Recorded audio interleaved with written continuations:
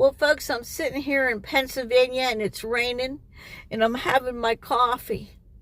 And I've been thinking about the two verses of the greatest commandments in the Bible. They're in the New Testament, they're in Matthew.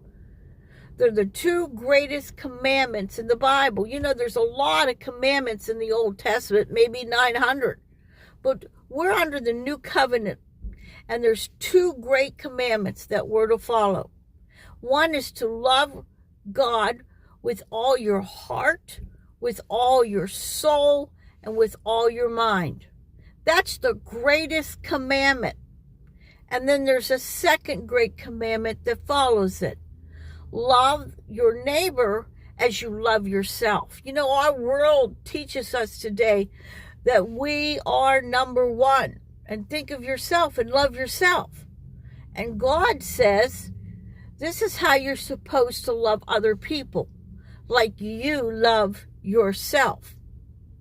God's personality is total love. It's what it's all about, folks. It's only about love. And Satan messed that up. You know, God loved Satan at one time. He made him the most beautiful angel and gave him more power than other angels. But he turned on God because of what? Because of greed, because of selfishness, because of power. Yet God loved him at one point.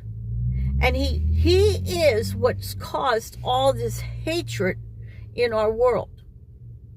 Folks, if you ever run into religions that teach you to hate another person, or to harm another person, or kill another person for their God, they have the wrong God.